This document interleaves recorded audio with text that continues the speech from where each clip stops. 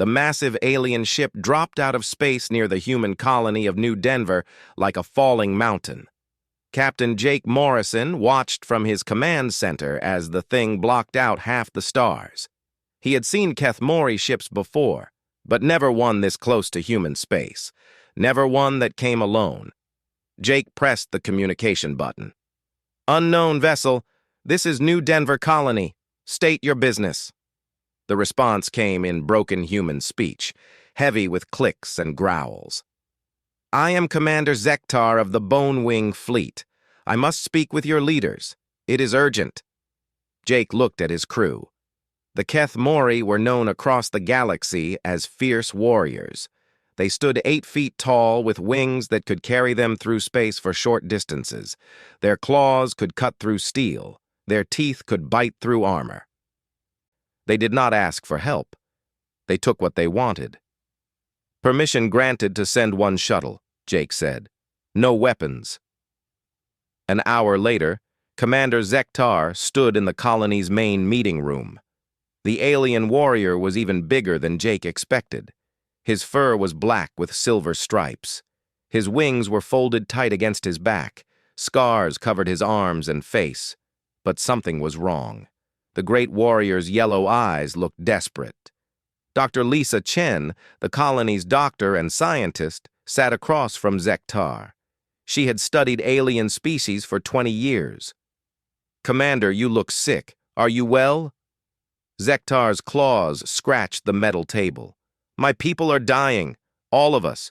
The adults, anyway." "What do you mean?" Jake asked. "A sickness came to our world 6 months ago. It only kills those who have reached full growth. The young ones are safe, but they cannot survive alone." Zektar's voice became quieter. "In my culture, cubs learn to fight from the moment they can walk. The weak ones die, the strong ones live. That is our way." Dr. Chen leaned forward. "But now the adults are gone?" "Not yet, but soon. We have perhaps 1 year left, maybe less." Zektar stood and began to pace. His claws clicked on the floor. "We are searching the deep void for a cure, but we cannot take the cubs with us. The journey is too dangerous. They are too young." Jake began to understand. "You want us to watch your children. Your species does something no other species does. You keep your weak young alive.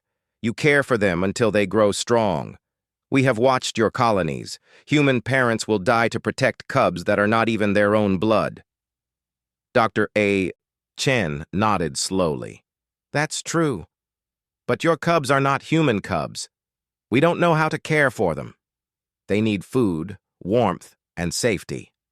Nothing more." Zektar's ears flattened against his head. "I know what you are thinking. Kethmori are killers. Our cubs will grow up to be killers too. But dead cubs grow up to be nothing." Jake looked around the room at his staff. Colony Director Helen Brooks had been quiet until now. "How many cubs are we talking about?" 200. The number hung in the air like a weight. The human colony had only 3,000 people. 200 alien predator cubs would change everything. "They're babies now," Zektar continued. "Their eyes are not even open yet. They cannot hunt. They cannot fight. They will die without help." Dr. Chen asked the question everyone was thinking. "What happens when you come back? What if your cubs have learned human ways instead of Kethmori ways?" Zektar's eyes grew hard. "Then we will fix them. But first they must live." Jake stepped outside the meeting room to think. Through the window he could see the Kethmori ship hanging in space like a dark moon. He thought about his own daughter back on Earth. He thought about the children in the colony schools. He thought about what it meant to be human. When he returned to the room, Jake's mind was made up. "We'll do it, but we have conditions." "Name them." "First, your cubs live with our families. They don't get put in some special facility. They become part of our community. Second, we raise them our way. If you want them to learn human caring, they have to be treated like human children." Zektar's claws extended slightly. "And third, When you come back, you don't just take them. If they want to stay, if they've made lives here, we talk about it." The alien commander was quiet for a long time. Finally, he nodded. "Agreed. When can you take them?" "Give us 3 days to prepare." 2 days later, families across New Denver Colony were getting ready for something that had never happened before. John and Maria Parker cleared out their spare room for their new alien child. Steve and Janet Cooper bought extra food and baby supplies. The Rodriguez family set up a special sleeping area with thick blankets and heat lamps. Dr. Chen worked day and night to understand Kethemori biology. The cubs needed milk every 2 hours. They grew fast. They would weigh 50 pounds within a month. Their claws and teeth were sharp even as babies, but they were still babies. They needed love and care just like human children. On the 3rd day, the Kethemori shuttle landed. Zektar himself carried the first cub off the ship. The little creature was covered in soft gray fur. Its eyes were closed. It made small mewing sounds like a kitten, if kittens were the size of large dogs. Jake watched as Maria Parker took the cub into her arms. She looked down at the alien baby and smiled. "Hello, little one. I think we'll call you Alex." One by one, 200 Kethemori cubs found new homes with human families. They had no idea that they were about to become something new in the galaxy, something that had never existed before. As the Kethemori fleet prepared to leave for the deep void, Zektar stood with Jake at the landing pad. "Take care of them," the alien commander said. "We will," Jake promised. "That's what humans do." The alien ships disappeared into space, leaving behind a colony full of families who had just doubled in size. The cubs slept peacefully in their new homes, unaware that they were the beginning of something that would change both their species and the galaxy itself. 5 years had passed since the Kethemori fleet disappeared into deep space. Alex Parker stood on the school playground, watching a group of human children argue about the rules of their game. At 10 years old, he was already 6 feet tall with silver-gray fur and yellow eyes. His adoptive parents had given him a human name, but there was no hiding what he was. "Hey, Alex, can you reach that ball?" called Sophie Parker, his human sister. The ball had gotten stuck in a tree 20 feet up. Without thinking, Alex crouched down and leaped. His powerful legs launched him up to the branch where he grabbed the ball with one clawed hand. He dropped back down and handed it to Sophie with a gentle smile. "Thanks, big brother," Sophie said. The other kids gathered around Alex, not afraid but amazed. This was normal for them. Alex had been part of their school since he could walk. Across the playground, Luna Cooper was helping a human boy who had fallen off the monkey bars. At 9 years old, she was as big as Alex, but moved with careful grace. Her fur was pure white with black spots. She used her claws to carefully cut away the torn fabric of the boy's shirt so she could see his scraped arm better. "Mrs. Patterson," Luna called to the teacher. "Danny needs the first aid kit." Mrs. Patterson hurried over with medical supplies. She watched as Luna held Danny's hand while the teacher cleaned the wound. The Kethemori cub spoke in soft, comforting words until Danny stopped crying. "You're getting very good at helping others," Mrs. Patterson told Luna. "Dad says that's what families do," Luna replied. "We take care of each other." In another part of the colony, Max Rodriguez was working in his family's garden. His adoptive father, Carlos, had taught him how to grow vegetables. Max's claws, which could cut through metal, were perfect for digging in hard soil, but he had learned to be gentle with the delicate plants. "Careful with the tomatoes, son," Carlos said. "They bruise easy." Max nodded and used just the tips of his claws to pick the ripe fruit. His massive hands moved with surprising care. "Like this, Papa?" "Perfect. You've got the gentlest touch of anyone in the colony." Dr. Lisa Chen watched all of this from her research station. She had been studying the cubs since they arrived. What she found amazed her every day. Brain scans showed that the cubs' minds had developed in ways that were impossible for normal Kethmori. The parts of their brains that controlled empathy and social bonding had grown much larger than expected. The areas that managed aggression and dominance behavior had stayed small. These cubs thought differently than any Kethmori who had ever lived. "It's remarkable," Dr. Chen told Colony Director Helen Brooks during their weekly meeting. "They retain all their natural physical abilities. Alex can jump 40 feet. Luna can run 60 miles per hour. Max can lift a ton. But they use these abilities to help rather than to dominate." "What do you think will happen when their birth parents return?" Helen asked. Dr. Chen looked out the window where she could see Diana Foster teaching a group of younger children how to play a human game called tag. Diana was the largest of the cubs, already 7 feet tall with dark red fur. But she moved slowly and carefully so the smaller human children could keep up. "I don't know," Dr. Chen admitted. "These cubs have become something new. They're still Kethmori, but they're also human in the ways that matter most." That evening, the Parker family sat down for dinner. Alex helped Maria Parker carry the heavy dishes from the kitchen. John Parker served the food while Sophie set the table. It was a normal family dinner except for the fact that one family member could probably tear the house apart with his bare hands. "Alex, how was school today?" Maria asked. "Good. We started learning about galactic history. Did you know that most alien species don't have families like humans do?"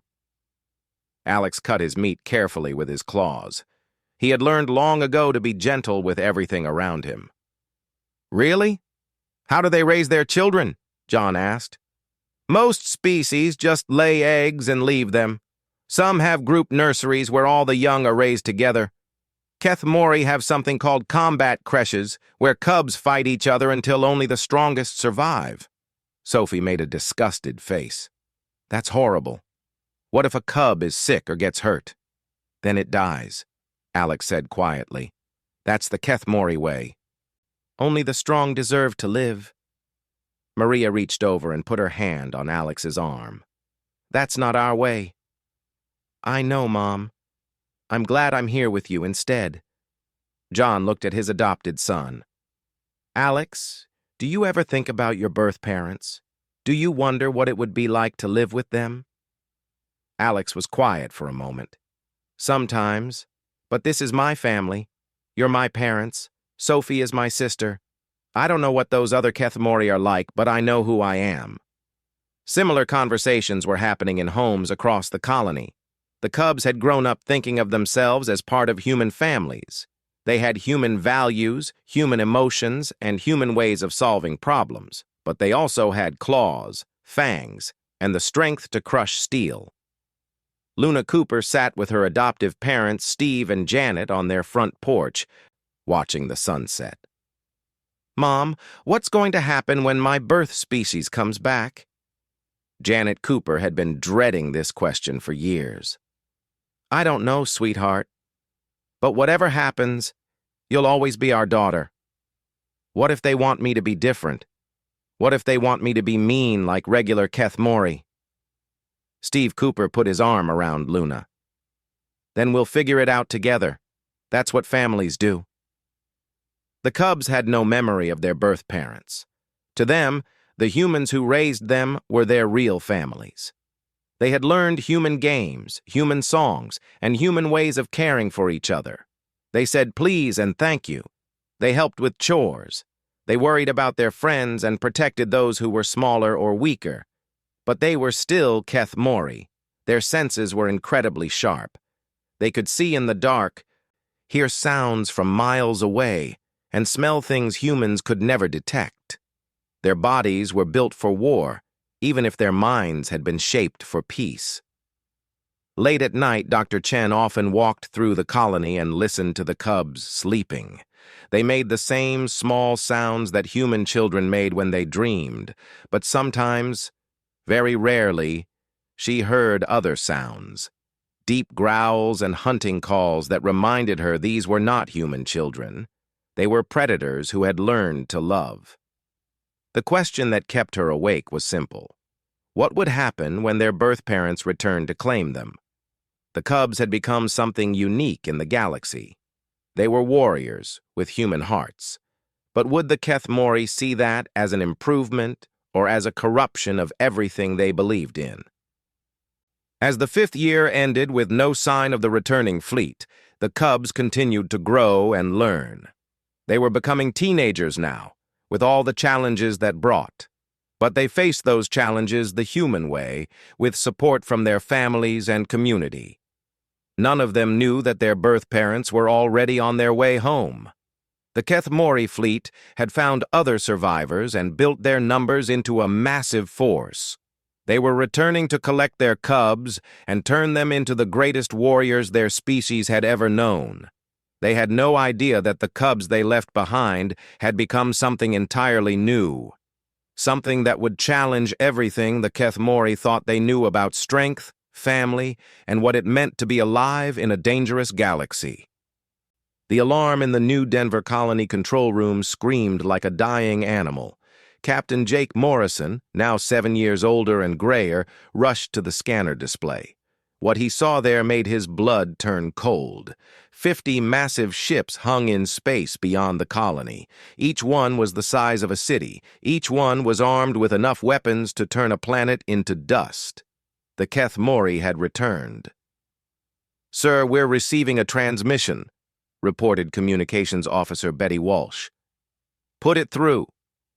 The voice that came through the speakers was the same one Jake remembered from 7 years ago, but it carried more authority now.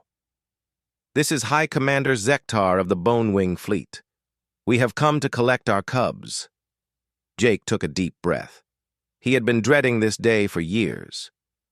"Welcome back, Commander. We need to talk before any reunions take place." "Talk? There is nothing to discuss. You are keeping our cubs safe. Now we take them home." "It's not that simple anymore." An hour later, Zektar stood in the same meeting room where he had first asked for human help, but now he was not alone.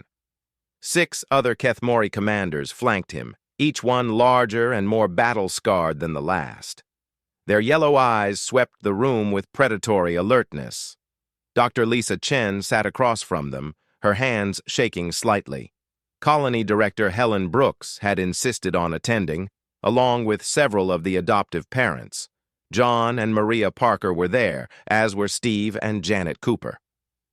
"Where are our cubs?" demanded Sub-Commander Kauthek, a massive Keth-Mori with black fur and silver claws. "Why do we not see them?" "They're in school," Maria Parker said quietly. The Keth-Mori commanders looked at each other with confusion. "School?" Zektar asked. "They're learning," Dr. Chen explained.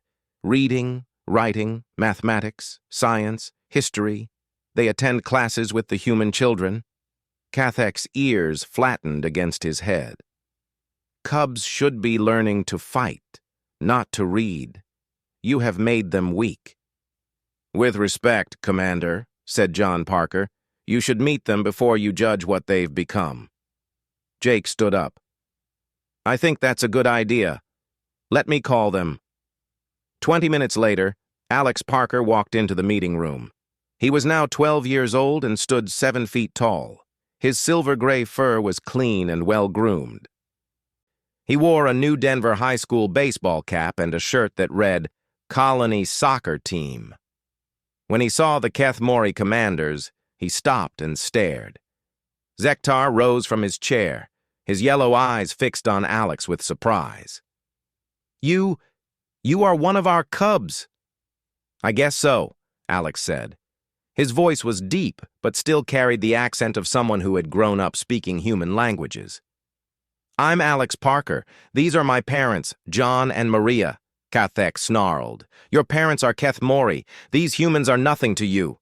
Alex's yellow eyes flashed with anger, but when he spoke, his voice stayed calm. "Don't talk about my family that way." The temperature in the room seemed to drop 10 degrees. Kauthek stepped forward, his claws extending. "You dare challenge a superior warrior?" "I'm protecting people I love." Alex replied. Isn't that what warriors are supposed to do? Before Kathek could respond, 3 more cubs entered the room. Luna Cooper, Max Rodriguez, and Diana Foster moved to stand beside Alex. They were all massive by human standards, but they positioned themselves to shield the human adults rather than to establish dominance. These are my pack mates, Alex said, using a Kethmori term but pronouncing it with human warmth. Luna, Max, and Diana. Zektar studied the 4 cubs. You are all larger than I expected. Stronger. But where is your warrior bearing? Why do you not show proper submission to your superiors? Because we don't think of people as superior or inferior, Luna said. Her white fur with black spots made her look almost friendly, but her yellow eyes held intelligence that surprised the commanders.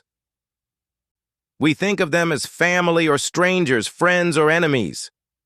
Foolish cub, Kathek growled. Strength determines rank. I am stronger than you, therefore you submit to me. Max Rodriguez stepped forward. At 13, he was the largest of the cubs and probably outweighed Kathek. Are you stronger than me? Kathek looked up at Max with sudden uncertainty. You are still a cub. Cubs do not challenge adults. I'm not challenging you, Max said gently. I'm asking if you want to arm wrestle. It's a human game. The loser buys the winner ice cream. The Kethmori commanders stared at Max as if he had started speaking an alien language. Diana Foster laughed, a sound that somehow mixed human humor with Kethmori vocal patterns. He doesn't know what ice cream is, Diana explained to Max. Remember, they've been in deep space for 7 years. Dr. Chen watched the interaction with fascination. The cubs showed no fear of the adult Kethmori, but they also showed no aggression. They were treating the commanders like interesting strangers rather than pack leaders or threats. This is wrong, Kathek said to Zektar. They have been corrupted. They think like prey animals, not predators. Alex's expression hardened. We think like protectors. There's a difference. Show me, Zektar said quietly. What do you mean? Show me how you protect. Show me how you fight. John Parker started to object, but Alex held up one clawed hand. It's okay, Dad. I can handle this. Alex looked around the room and saw Sophie Parker hiding behind her mother. His little sister was only 8 years old and looked terrified of the large alien warriors. Sophie, come here, Alex said gently. The little girl ran to Alex, who picked her up and set her on his shoulders. See? This is what I protect. Not territory, not resources, not power. People, family, the ones who can't protect themselves. A warrior's duty is to make himself stronger, Kathek insisted, not to coddle the weak. A warrior's duty is to use his strength for those who need it, Alex replied. At least that's what my family taught me. Zektar was quiet for a long time. Finally, he spoke. These cubs have been changed. They are not Kethmori, as we understand the term. But they're still your species, Dr. Chen said. They still have all the same physical abilities. They're just using them differently. They have been made weak by human sentiment, Kathek declared. We will take them back to the fleet and retrain them properly. Luna stepped forward. And if we refuse? The question hung in the air like a bomb. By Kethmori law, cubs belong to the adults of their species. They had no right to refuse anything. But these cubs had been raised with human ideas about choice and freedom.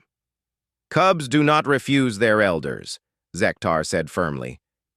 Then I guess we're not regular cubs, Diana said with a smile that showed all her fangs. Kathek had heard enough. Zektar, this is madness. They have been poisoned by human weakness.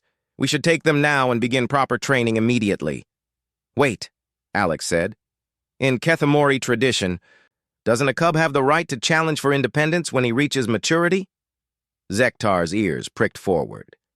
You know our traditions? Dr. Chen taught us about our birth culture. I know that any Kethmori can earn the right to choose his own path through single combat. I also know that right extends to cubs who can prove they've reached adult status. You would challenge me? Zektar asked with disbelief. If that's what it takes to protect my family and my packmates, yes. The room fell silent. John and Maria Parker looked terrified. The other human parents grabbed their adopted children protectively. The Kethmori commanders seemed stunned that a cub would make such a request. But Zektar smiled for the first time since arriving. Very well. By ancient law, I accept your challenge. Single combat, tomorrow at dawn. If you win, you and your packmates choose your own path. If you lose, you all return to the fleet for proper training. Alex looked at his human parents, then at his packmates. Deal. As the Kethmori commanders left the meeting room, Jake Morrison realized that everything was about to change. The Cubs had spent 7 years learning human ways, but tomorrow they would have to fight like Kethmori to earn the right to keep being human. The question was, could someone raised with human values defeat a warrior trained for nothing but battle? The answer would determine not just the fate of 4 cubs, but the future relationship between 2 very different species. Dawn broke over New Denver colony like a blood-red warning.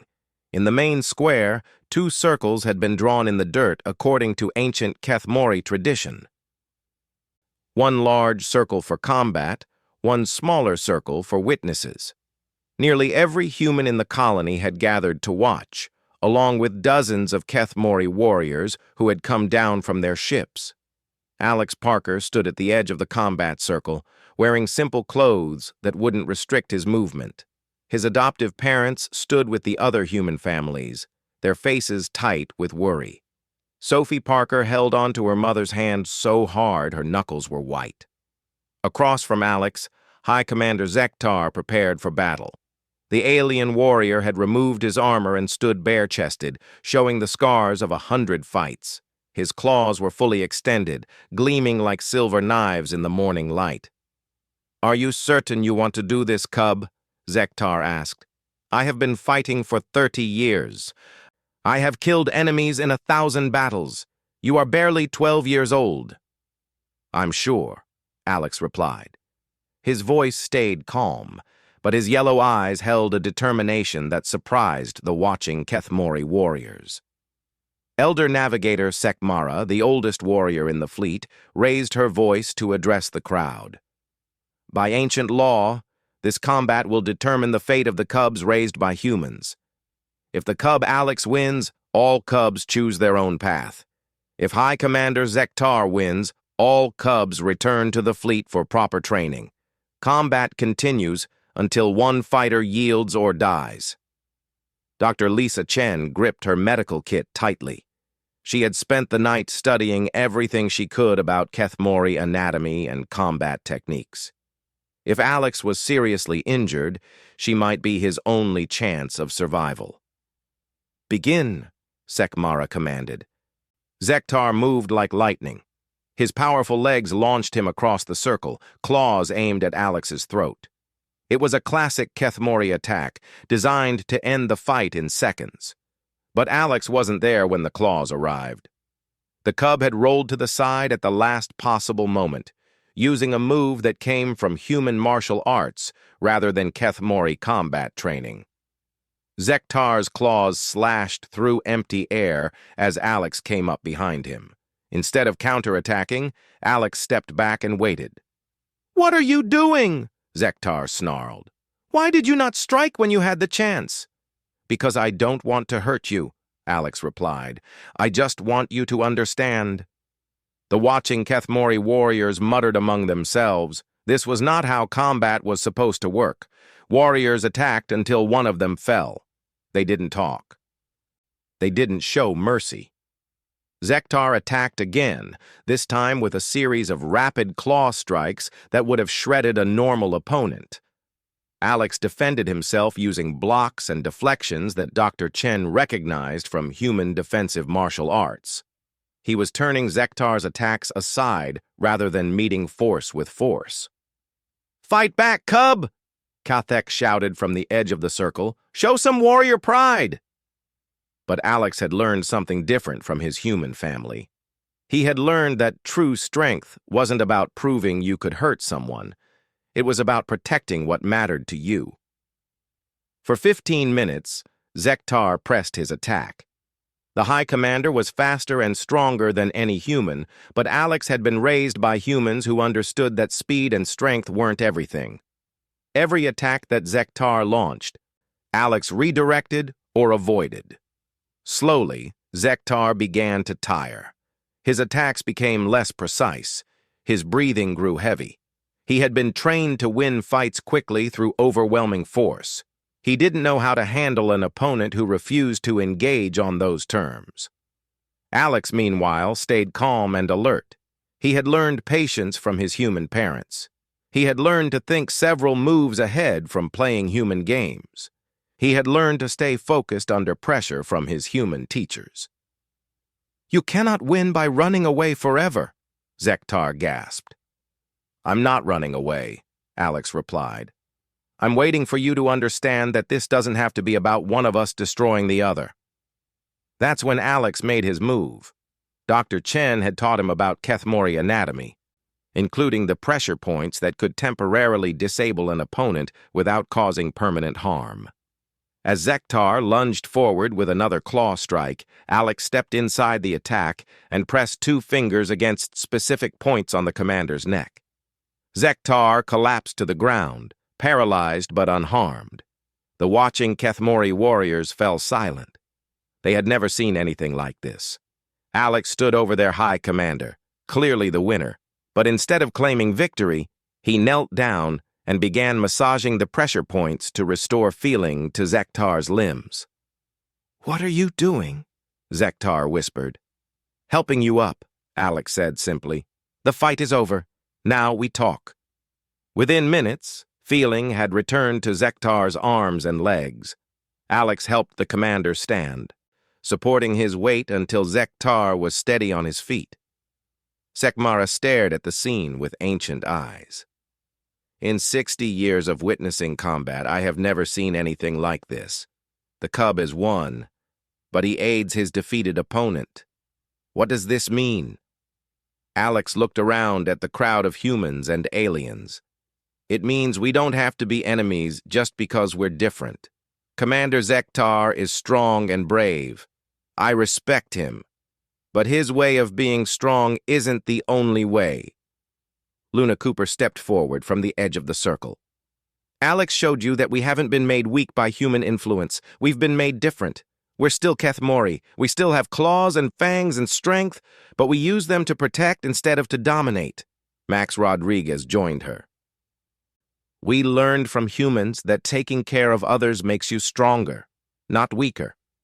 Diana Foster nodded. "We learned that working together gets better results than fighting each other." Zektar looked at the 4 cubs, then at the human families who had raised them.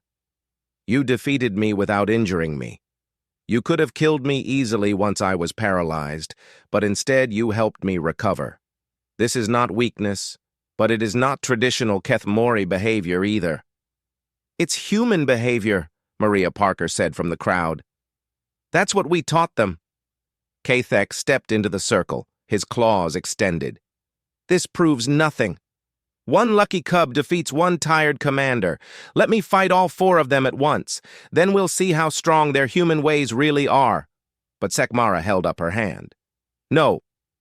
The challenge has been completed according to ancient law. The cubs have won the right to choose their path." "This is madness," Kathek protested. "These cubs have been corrupted. They will spread their weakness to other Kethmori." Alex looked at the angry sub-commander. "What if we could prove that our way isn't weakness?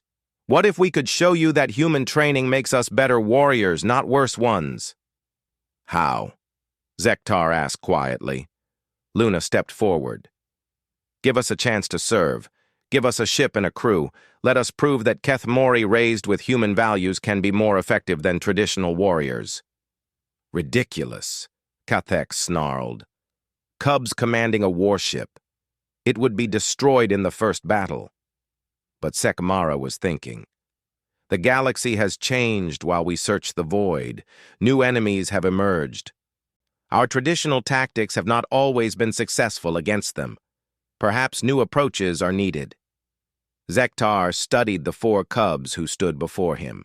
They were clearly Kethmori in body, but their minds worked differently than any Kethmori he had ever known. They had just proven they could fight, but more importantly, they had proven they could think. "Very well," he said finally. "I will give you one ship and a volunteer crew. You will have 6 months to prove that your human methods have value. If you succeed, we will consider integrating some human training techniques into our military. If you fail, you submit to traditional Kethmori education." Alex looked at his packmates, then at his human family. "And if we succeed, we get to keep both parts of who we are? Kethmori and human?" "If you succeed," Zektar said, "you will have proven that strength can take many forms." As the crowd began to disperse, John and Maria Parker approached their adopted son. "Are you sure about this?" John asked. "Space is dangerous. War is dangerous." Alex hugged his human parents tightly. "You taught me that sometimes you have to take risks to protect the people you love. I love my packmates. I love this colony. I love both our species. If there's a chance to make things better for everyone, I have to try." Sophie Parker tugged on her brother's shirt. "Will you come back and visit?" Alex picked up his little sister and smiled. "Try to keep me away." As the Kethmori warriors returned to their ships and the human families went back to their homes, Dr. Chen realized that something historic had just happened. 4 alien cubs raised by humans were about to get the chance to change how 2 species understood strength, family, and what it meant to be a warrior. The real test was just beginning. 6 months later, Alex Parker stood on the bridge of the Kethmori warship, Claw of Honor. The ship was smaller than the massive fleet carriers, but it was still large enough to hold a crew of 200. Most importantly, every warrior on board had volunteered to serve under the human-raised cubs. "Wing Commander Alex," reported Luna Cooper from the communications station. "We're receiving a distress signal from the civilian station Haven Point. They're under attack by Scrix swarm forces." Alex looked at the tactical display. Haven Point was a research station with 40,000 civilians, including families and children. The Scrix swarm were biomechanical parasites that consumed technology and turned living beings into more swarm units. Traditional Kethmori strategy would involve a direct assault, accepting heavy casualties to destroy the enemy quickly. But Alex had learned different tactics from his human family and Dr. Chen's military training programs. "Max, what's our status?" Alex asked. Max Rodriguez had become the ship's chief tactical officer. His massive frame was squeezed into the bridge station, but his gentle nature made him perfect for coordinating complex operations. "We have full weapons and shields. Crew is ready for combat. But, sir, if we attack the swarm directly, a lot of civilians will die in the crossfire." "Then we don't attack directly," Alex decided. "Luna, connect me to the station." The main screen showed a terrified human administrator named Director Kate Walsh. Behind her, Alex could see sparks flying from damaged equipment and hear the sounds of battle in the distance. "Director Walsh, this is Wing Commander Alex of the Kethmori vessel Claw of Honor. We're here to help." "Thank goodness," Walsh gasped. "The Scrix broke through our outer defenses 20 minutes ago. They're moving toward the civilian sections. We have thousands of people trapped in the lower levels." Alex looked at his packmates. "Diana, what do the evacuation protocols look like?" Diana Foster had become their specialist in non-combat operations, something that didn't exist in traditional Kethmori military structure. Station layout shows 12 main evacuation routes, but 7 are blocked by Scrix forces. Estimated evacuation time for remaining routes is 6 hours. We don't have that long. Alex made a decision that would have been impossible for a traditional Kethmori commander. We're going to save the civilians first, then deal with the Scrix. Luna, coordinate with the station's AI to identify safe evacuation routes. Max, I want teams standing by to beam down and escort civilians to safety. Diana, work with their medical staff to set up emergency treatment areas. Sub-Commander Veltak, one of the Kethmori officers who had volunteered for the mission, stepped forward. Wing Commander, this is not proper military procedure. We should attack the enemy directly and worry about civilians after victory is achieved. The civilians are why we're fighting, Alex replied firmly. What good is victory if everyone we're trying to protect is dead? For the next 3 hours, the Claw of Honor conducted an operation unlike anything in Kethmori military history. While Max coordinated small strike teams that kept the Scrix forces busy, Luna worked with the station's computers to map out safe corridors. Diana led medical teams that treated wounded civilians and helped families find each other. Alex himself beamed down with the first rescue team. His enhanced senses allowed him to navigate the damaged station in complete darkness. His strength let him move debris that would have trapped rescue workers. But most importantly, his human-learned communication skills helped calm terrified civilians who had never seen a Kethmori before. It's okay, Alex told a group of children hiding in a storage room. I know I look scary, but I'm here to help. My name is Alex, and I'm going to get you back to your families. The children stared up at the 7-foot-tall alien warrior with claws and fangs. Then the oldest, a girl about Sophie's age, stepped forward. Are you like the good guys in the stories? She asked. Alex smiled, remembering all the bedtime stories his human parents had read to him. Yeah, I'm like the good guys. Now let's go home. By the time the civilian evacuation was complete, the Scrix had consolidated their forces in the station's main reactor core. Traditional tactics would require a frontal assault that would probably destroy the entire station. But Alex had learned something from human military history that traditional Kethmori tactics didn't include: the value of intelligence and strategic thinking over pure aggression. Luna, can you interface with the station's manufacturing systems? Yes, sir. They have industrial fabricators in the lower sections. Good. I want you to program them to produce specific items. Alex outlined his plan to his packmates and officers. What he described would have been considered cowardice by traditional Kethmori standards, but his human-raised team understood immediately. Instead of charging the Scrix directly, they used the station's own manufacturing systems to create thousands of small devices that emitted frequencies painful to Scrix nervous systems.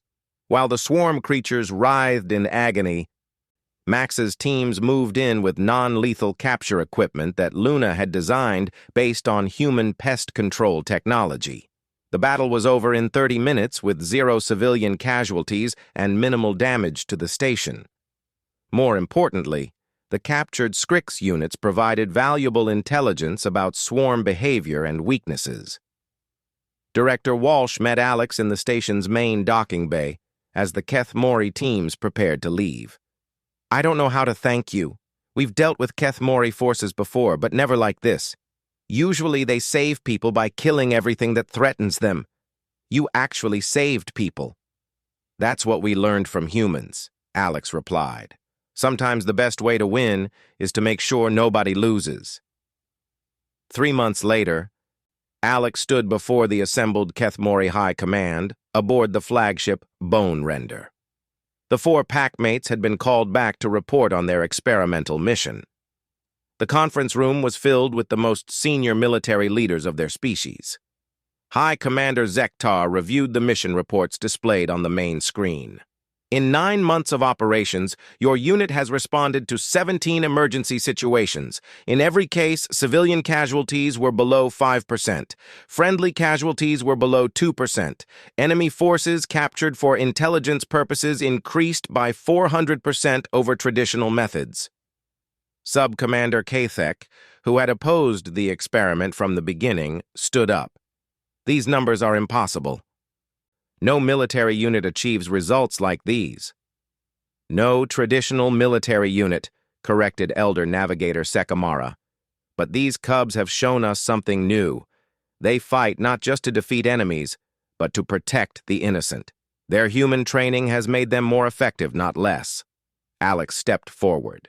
High Commander, we request permission to expand the program. Other young Keth Mori want to train with human families, and humans want to learn from us too. Captain Morrison on New Denver has asked if we can set up an exchange program. Zektar looked around the room at his senior officers. Opinion? Commander Thelvar, a veteran of 50 campaigns, spoke first. I have reviewed the tactical recordings. Their methods are unorthodox but effective. More importantly, other species have begun requesting Keth Mori assistance specifically because they know these units will protect civilians. For the first time in our history, added Navigator Sekimara, other species see us as protectors rather than conquerors. This opens diplomatic possibilities that pure military might never could. Kathek was the last holdout. And what happens to our warrior traditions? What happens to the strength that has kept our species alive for 10,000 years? Luna stepped forward. We're still warriors. We're just warriors with a different definition of strength. We protect the weak instead of culling them. We build alliances instead of demanding submission. We use our minds as much as our claws. Max nodded. And we're happier this way. Traditional Keth Mori live in constant competition with each other. We live in cooperation with our pack and our allies. We're stronger together than we ever could be alone. Diana added, the galaxy is changing. New threats require new solutions. Our human training has taught us to adapt instead of just applying more force to every problem. Zektar was quiet for a long time. Finally, he made his decision. The exchange program is approved. Young Keth Mori who wish to train with human families may do so. Humans who wish to serve alongside Keth Mori forces may apply for positions. We will create new military units that combine the best of both approaches. Alex felt a wave of relief and joy. Thank you, High Commander. You won't regret this decision. I know I won't, Zektar replied, because you four have already proven that strength can take many forms. You've shown us that our species can become something greater than it was. 6 months later, Alex stood on the observation deck of New Denver Colony, watching ships arrive from across the galaxy. Young Keth Mori came to live with human families and learn about cooperation and protection. Human volunteers joined mixed crews to learn about honor and dedication from their alien partners.